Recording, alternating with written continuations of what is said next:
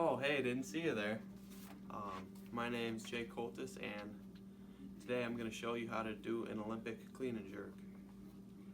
So there are several reasons why you should learn how to do this. It's highly beneficial, and one of the reasons is that to be a competitive athlete, you need to be explosive. And so if you look at all your favorite athletes, like LeBron James, Michael Phelps, Serena Williams, or Adrian Peterson, you could probably look back at their history and see that at one time or another, probably still today, they practice power cleans when they train in the weight room.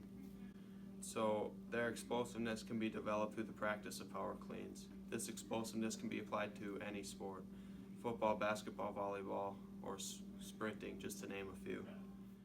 So before you hit the weight room, an important thing to do to prevent injury is to get a good warm-up in, and so that will consist of stretching.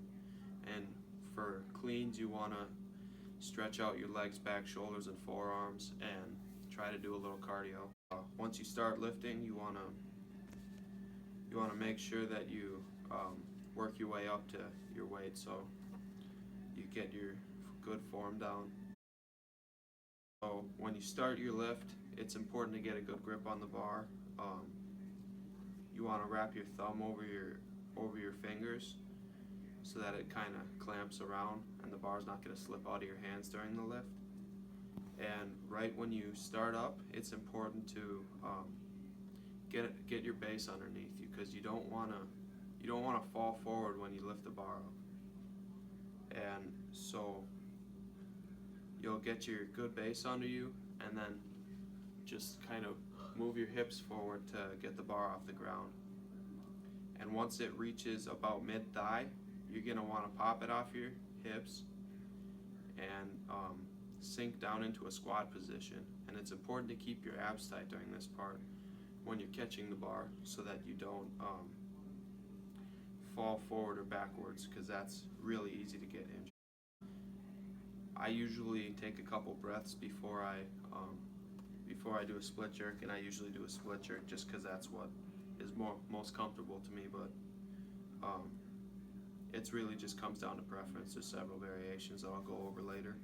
What a lot of people don't understand about doing a jerk is that it's 90% of the work comes from your legs, and it looks like you're just pressing it up with your arms, but a lot of it just comes down to momentum and then sinking down underneath the bar.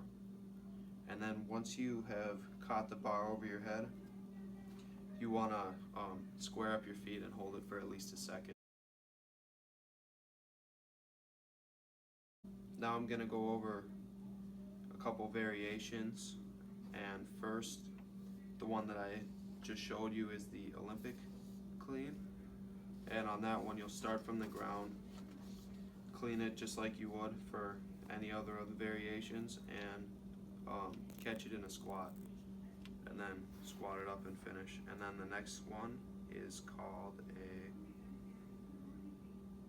power clean, and in that one you'll go only into a partial squat, and a partial squat is called the power position, and so that's why you need to catch it like that. The hang clean starts just above the knees, and you'll sink down, lower the bar below your knees to load, and then clean it up and finish in a power position. And for a squat clean, you'll start just like a hang clean, but you'll actually do a full squat. And then there's also a couple of jerk variations. Those will be the split jerk, like I showed you before. The squat jerk, which is just the same except you're finishing in a squat position. And the power jerk is just a partial squat, and that's also pretty common with Olympic athletes. So in conclusion, learning how to clean and jerk will help you become a competitive athlete, and will especially help you be explosive on the court, on the field, and in the pool. So that's all I have for you today. So just remember to be consistent with your workouts and don't cheat the grind. Hey, yeah, I wanna shoot, baby, shoot.